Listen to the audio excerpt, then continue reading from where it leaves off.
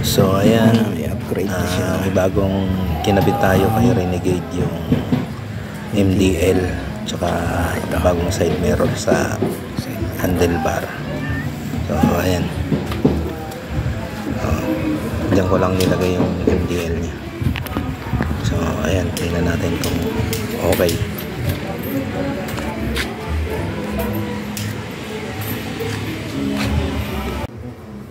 Paano ba?